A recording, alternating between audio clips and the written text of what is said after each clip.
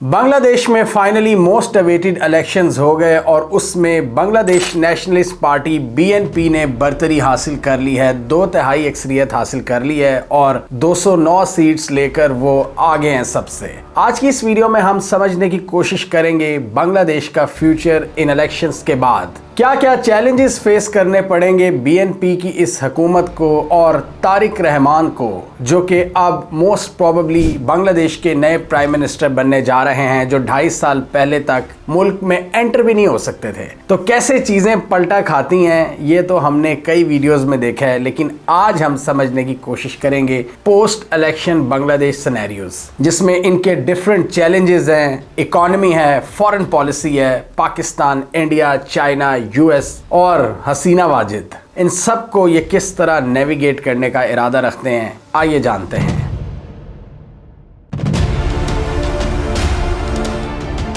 इस इलेक्शंस में Bangladesh nationalist party ने 209 सीट्स हासिल की हैं। इसके अलावा जमाते इस्लामी, जिसको लास्ट इलेक्शन में बैन किया हुआ था हसीना वाजिद ने, वो 70 के करीब सीट्स लेने में कामयाब हुए हैं। और इसके अलावा नई पार्टी नेशनल सिटीजन पार्टी, जो कि यूथ की पार्टी थी, जिन्होंने हसीना वाजिद की हुकूमत का तख्ता उल्टा था, नाहीद असलम इसको हेड कर रहे हैं, ये भी 6 सीट्स लेने में कामयाब हो गए हैं। तो ये एक बहुत बड़ी तब्दीली हम देख रहे हैं बांग्लादेश के अंदर, जिसमें इवेंट्स पूरी तरह से टर्न हो चुके हैं। और इन इलेक्शंस में शेख हसीना वाजिद की अवामी लीग को इलेक्शन लड़ने की इजाज़त नहीं थी। वो अवामी लीग जो पिछले 15 सालों से इलेक्शन जीत रही थी और स्वीपिंग इलेक्शन जीत रही थी। आप ज़रा ये चार्ट देखें, ये आपको सारी स्टोरी बता देता है कि 2008 में भी इन्होंने 250 से ज़ायद सीट्स हासिल की, 2014 में भी, 2018 में भी और 2024 में भी। हर बार ये 250 से लेकर 300 तक सीट्स हासिल कर रहे थे। कभी इन्होंने जमाते इस्लामी को बैन किया होता था और कभी बीएनपी को। और किस तरह इन्होंने जमाते इस्लामी और बीएनपी पर जो क्रैकडाउन किया था वो भी सारी दुनिया के सामने है।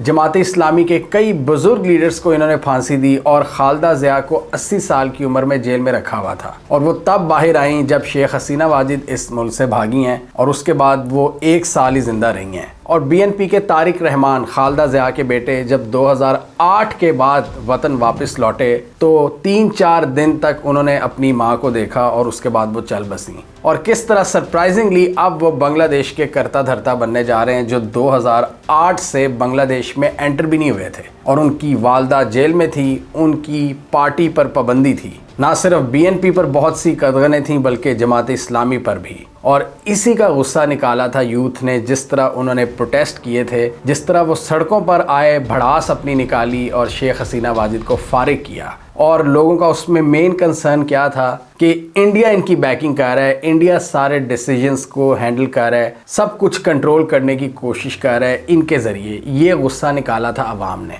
और शेख हसीना वाजिद को फिर पनाह भी किसने दी? भारत ने। और इन वीडियोस में हमने डिस्कस किया था कि भारत अब उस मौके का वेट कर रहा है कि नई हुकूमत आए, उससे नए सिरे से बातचीत की जाए और शेख हसीना वाजिद वाला मामला या जो बायलैटरल रिलेशन जो तबाह बर्बाद हो गए उनको किस तरह दोबारा सही किया जाए। और मोदी इस मौके की तलाश में है। उन्होंने फ़ौरन तारिक साहब से बातचीत की है, तारिक रहमान से, और उनको कॉन्ग्रेचुलेट किया है। इस दफ़ा वोटर टर्नआउट की भी बात करें तो वो 60% के करीब था, जो कि पिछले इलेक्शंस के मुकाबले में बहुत ज़्यादा है। पिछले इलेक्शंस में ये 40% के करीब था और बहुत सी अवाम ने बॉयकॉट किया था हसीना वाजिद का। वही कह रहे थे कि हर साल ये खुद ही जीत जाती है, मुकाबला तो इसने ख़त्म कर दिया है। तो लोगों ने बड़ी तादाद में इसका बॉयकॉट किया था, हमने वो भी कवर किया था। और अब लोग काफ़ी बड़ी तादाद में निकले हैं और 60% तक जो रजिस्टर्ड वोटर्स हैं उन्होंने इसमें वोट किया है। इसके अलावा एक और रेफरेंडम भी हुआ था जिस कॉन्स्टिट्यूशन में लीगल रिफॉर्म्स का एजेंडा जो कि मोहम्मद यूनुस ने सेट किया था, उस पर भी लोगों ने वोट किया है। और उसकी भी सपोर्ट में लोगों ने वोट किया है कि हमें अब तरमीम चाहिए, हमें रिफॉर्म्स चाहिए, जिसका अल्टीमेट मकसद है मुल्क की बेहतरी और लोगों की मुश्किलात में कमी करना। और यही चीज़ अब इस हुकूमत के सर पर डंडा होगी। लोग बहुत तपे बैठे हैं, लोग बड़े गुस्से में हैं और बीएनपी को ये बिल्कुल नहीं समझना चाहिए कि उनको कोई ब्रीदिंग स्पेस मिलेगी या उनके लिए मुश्किलात का खात्मा हो गया, बिल्कुल नहीं। यूथ इस वक्त काफ़ी गुस्से में है और कई जगहों पर धांधली की भी इतलात हैं, लेकिन लार्जली ये एक पीसफुल इलेक्शंस था और पिछले इलेक्शन से कई गुना बेहतर था। मतलब कोई मुकाबला ही नहीं बनता। लेकिन इसके बावजूद यूथ की इन पर गहरी नज़र होगी, इस पार्टी पर, कि वो क्या इकदामात लेते हैं। क्योंकि इनके भी हिस्टोरिकली भारत से बेहतर ताल्लुकात रहे हैं। बीएनपी की बात करें तो ये वो पार्टी थी जो शेख हसीना वाजिद के मुकाबले में पाकिस्तान की तरफ कम हॉस्टाइल थी, और खालदा ज़िया ने 2004-05 में पाकिस्तान का विज़िट भी किया था जब परवेज़ मुशर्रफ यहाँ सदर थे, और काफ़ी बेहतर ताल्लुकात थे। और शेख हसीना वाजिद ने अक्सर इन पर यह भी इल्ज़ाम लगाया था कि ये पाकिस्तान की हमायती हैं। शेख हसीना वाजिद ने तो अपने हर पॉलिटिकल ओपोनेंट पर यही इल्ज़ाम लगाया था। उन्होंने तो स्टूडेंट्स को भी यही कहा था कि आप रज़ाकार हो 71 में जिन्होंने पाकिस्तान का साथ दिया था, तो उन्होंने फिर पट्टियाँ ही पहन ली कि ठीक है हम रज़ाकार हैं। तो खालदा ज़िया की जो पार्टी अब जीती है बीएनपी, उसकी हिस्ट्री पाकिस्तान की तरफ कम हॉस्टाइल है, मतलब उन्होंने बातचीत करने पर जोर दिया है, रिकन्सिलिएशन की बात की है। जबकि शेख हसीना वाजिद और उनकी अवामी लीग पाकिस्तान की मुखालिफ थी, और उनके मुताबिक उनके वालिद को, उनके ख़ानदान को पाकिस्तान ने मरवाया था, और वो बदले की आग में ही जलती रहीं। और जब मोदी की सरकार आई तो वो टोटली भारत की गोद में बैठ गईं, और सारे डिसीजंस उनके मशवरे से करना शुरू हो गई थी, जिसका अवाम ने फिर गुस्सा निकाला। बांग्लादेश के लोगों ने 15 साल इनके अथॉरिटेरियन रूल में गुजारे हैं, जिसमें बहुत सी पॉलिटिकल पार्टीज़ को बैन किया हुआ था, वन साइडेड इलेक्शंस हो रहे थे, भारत इनकी फॉरेन पॉलिसी को कंट्रोल कर रहा था, और बांग्लादेश को वन पार्टी सिस्टम बनाने की तरफ कोशिशें जारी थीं मोदी की मदद से। वो सब अब ख़त्म हो चुका है। तो अब बीएनपी के लिए जो चैलेंजेस हैं वो बहुत बड़े बड़े हैं, जिसमें इकॉनमी है, ट्रेड है, पॉवर्टी है, फॉरेन पॉलिसी है। इसके अलावा किसानों को किस तरह प्रोटेक्ट करना है, फूड सिक्योरिटी एक बहुत बड़ा मसला आजकल हम बांग्लादेश में देख रहे हैं, और बांग्लादेश की जो सबसे बड़ी इंडस्ट्री है गारमेंट इंडस्ट्री, उसको किस तरह प्रोटेक्ट करना है, जो कि बांग्लादेश की फॉरेन एक्सपोर्ट्स का तकरीबन 80% तक हैं, जो 55 से 60 बिलियन डॉलर्स की एक्सपोर्ट हैं, उसमें एक बड़ा हिस्सा इन गारमेंट की एक्सपोर्ट्स का है। तो किस तरह अपने टेक्सटाइल सेक्टर को बचाना है और बूस्ट देना है, वो भी अब इनकी जिम्मेदारी होगी। और जो टेक्सटाइल और गारमेंट इंडस्ट्री के लोग हैं वो काफ़ी खुश हैं कि अब एक हुकूमत आई है, यानी एक इलेक्टेड हुकूमत आई है जो सख्त फैसले कर सकती है। टेक्सटाइल इंडस्ट्री बांग्लादेश की इकॉनमी का बैकबोन है। ना सिर्फ एक्सपोर्ट्स में ये 80% तक कंट्रीब्यूट करते हैं, बल्कि बांग्लादेश का जो ओवरऑल जीडीपी है उसका ये 10% तक है, और दुनिया के बड़े बड़े ब्रांड्स बांग्लादेश की गारमेंट्स का इस्तेमाल करते हैं। और पिछले दिनों हमने इस वीडियो में ये भी इशू देखा था कि बांग्लादेश में एक बड़ी ज़बरदस्त बहस चल रही थी मोहम्मद यूनुस के फैसलों के हवाले से, जो वो इंडिपेंडेंट फैसले ले रहे थे, चाइना से हाथ मिला रहे थे, पाकिस्तान के साथ दोस्ती कर रहे थे, म्यांमार का इशू था।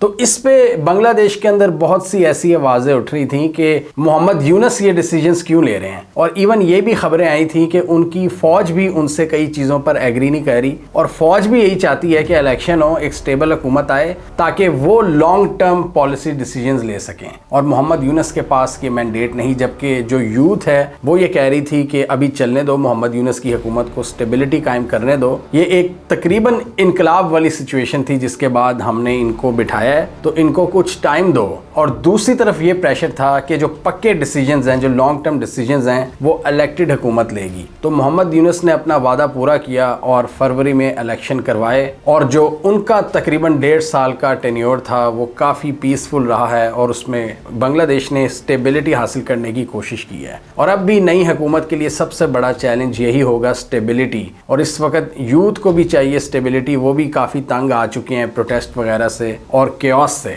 और इस वक्त यूथ की जो सबसे बड़ी डिमांड है वो ये कि इकोनॉमिक स्टेबिलिटी और फॉरेन पॉलिसी में इंडिपेंडेंस, कि भारत उनको डिक्टेट ना करे, और शेख हसीना वाजिद की हवालगी का मुतालबा। तो देखना यह है कि ये जो लॉन्ग टर्म पॉलिसी डिसीजंस हैं, जैसे कि इकॉनमी और फॉरेन पॉलिसी में, इसमें बीएनपी कैसे परफॉर्म करती है, और इसमें अमेरिका से ताल्लुकात भी एक बहुत बड़ा मसला है। अमेरिका ने जो सब पर टैरिफ्स बढ़ा दिए हैं, इसकी वजह से बांग्लादेश की गारमेंट एक्सपोर्ट्स बुरी तरह से हर्ट हो रही हैं। तो अब ये हो सकता है इलेक्टेड हुकूमत नए सिरे से बातचीत करे अमेरिका से, तो अमेरिका से भी ताल्लुकात इन्होंने कायम रखने हैं, और चाइना से भी। और चाइना भी बांग्लादेश को BRI का एक इम्पॉर्टेंट पार्ट समझता है, और इस हवाले से बहुत ज़्यादा इन्वेस्टमेंट्स की है चाइना ने। तो इन दोनों को बैलेंस करना एक काम होगा नई हुकूमत के लिए, चाइना और अमेरिका को। इसके अलावा म्यांमार का इशू है, वहाँ से रेफ्यूजीज़ का मसला है, उसमें फ़ौज की भी यही ख्वाहिश थी कि नई हुकूमत ही फैसला करे कि उन रेफ्यूजीज़ के लिए एक सेफ कॉरिडोर बनाना है कि नहीं, और किस हद तक उनको अकोमोडेट करना है अपने मुल्क में।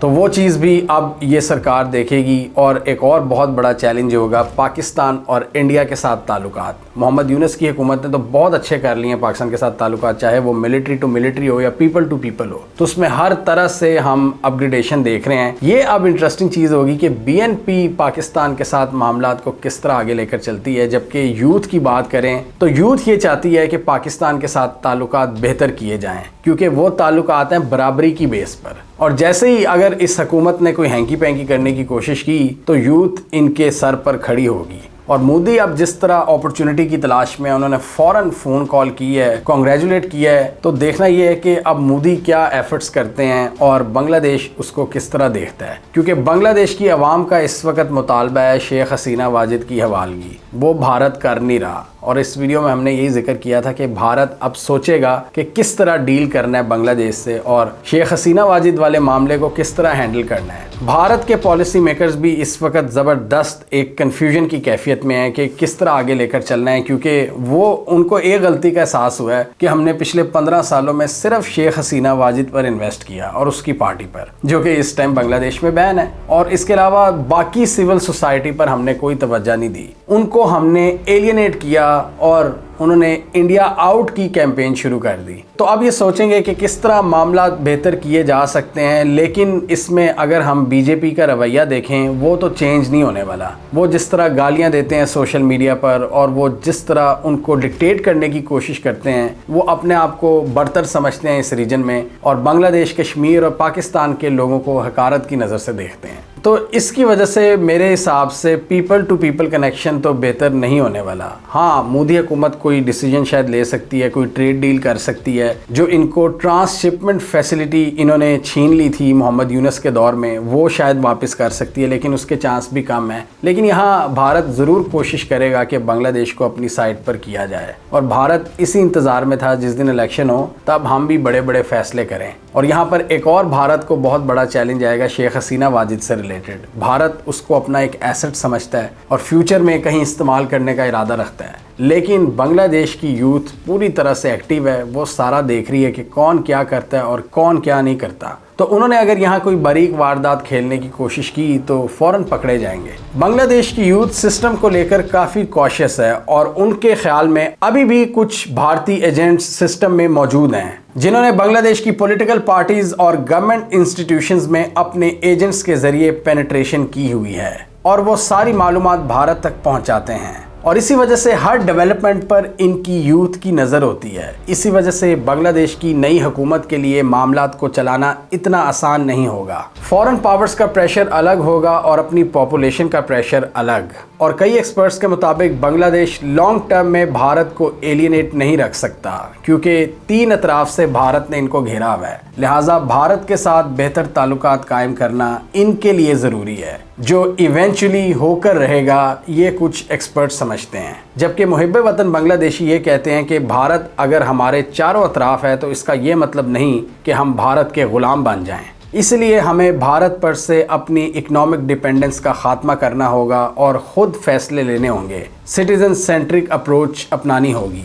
और मोस्ट प्रोबेबली पाकिस्तान के साथ जो इनके ताल्लुकात बेहतर हुए हैं वो इसी सिमत में आगे चलते रहेंगे और चाइना के साथ भी इनकी ट्रैजेक्टरी पहले वाली ही रहेगी। यूएस को यहाँ बांग्लादेश के हवाले से ये कंसर्न है कि वो इतनी तेज़ी से चाइना के करीब क्यों हो रहे हैं और इस इन्फ्लुएंस को काउंटर करने के लिए यूएस भी कुछ इकदामात ले सकता है भारत के साथ मिलकर। लेकिन क्या ट्रंप की इंतज़ामिया इस रीजन को क्या वो अहमियत देगी, ये एक देखने वाली चीज़ होगी। बांग्लादेश को इस वक्त चाहिए स्टेबिलिटी और ये relatively free and fair elections एक पॉजिटिव स्टार्ट हो सकते हैं। बीएनपी के इलेक्शन मैनिफेस्टो में है कि हमने बांग्लादेश की इकॉनमी को $1 ट्रिलियन तक लेकर जाना है, किसानों को सपोर्ट करना है फार्मर कार्ड्स के ज़रिए, इसके अलावा यूथ को स्किल सिखानी है, गारमेंट इंडस्ट्री को मज़ीद मजबूत करना है, पॉवर्टी में कमी लानी है और फॉरेन पॉलिसी को इंडिपेंडेंट रखना है और रोड और इंफ्रास्ट्रक्चर को बेहतर करना है और इसमें चाइना इनकी बहुत मदद कर रहा है। और फिर इन्होंने अपने डिफेंस और सिक्योरिटी रिलेशंस को भी देखना है कि किसके साथ कितने ताल्लुकात बढ़ाने हैं।